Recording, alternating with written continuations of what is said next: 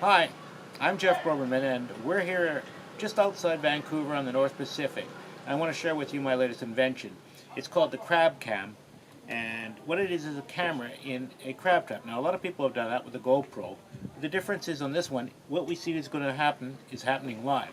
So if there's crabs in there, then I can go out and get them. Let's connect and see what's happening in the crab trap. There we go. Now we can see.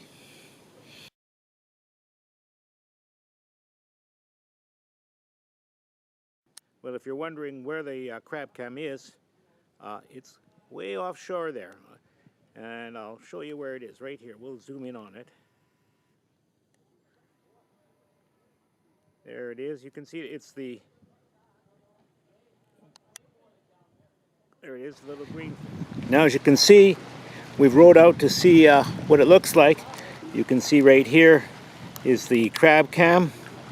We'll look at the insides of it later, and let's walk over to the trap. And although we've seen what's inside at once, let's take a look for real in person and see what's in there. I'll just open that up. Oh, look at that. Look at that. Yeah, you can see got lots of little rock crabs.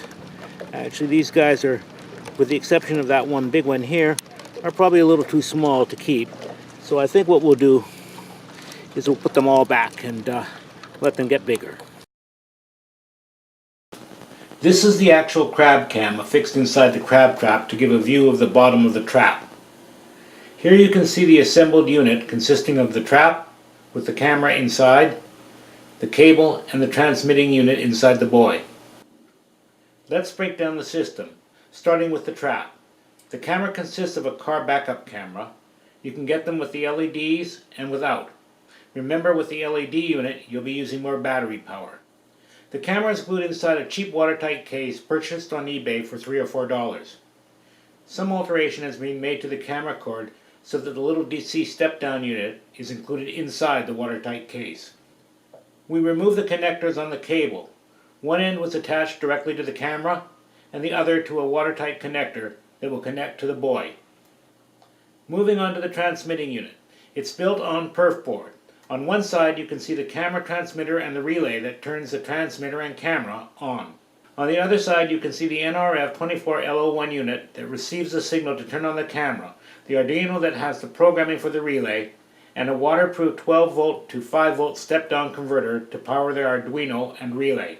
The transmitting unit is housed in a sealed 2-inch section of ABS pipe with a cable for the batteries on one end and a matching watertight connector to attach to the cable down to the trap on the other.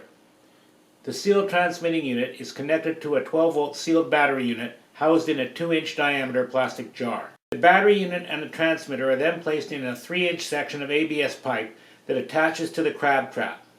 Here you can see the complete unit without the stabilizing ring.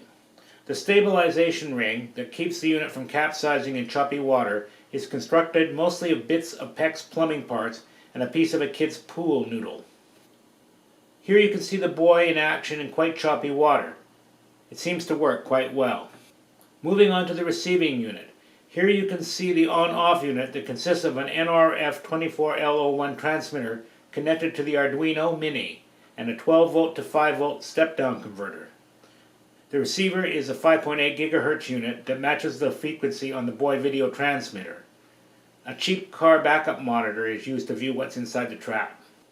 There's a simple, more elegant way. You can use a 5.8 GHz receiving unit that attaches directly to your cell phone and watch and even record the video directly on your phone. Whichever you choose, you turn on the video with the on-off switch and watch the results. If there are crabs in the trap, you can row out and get your catch.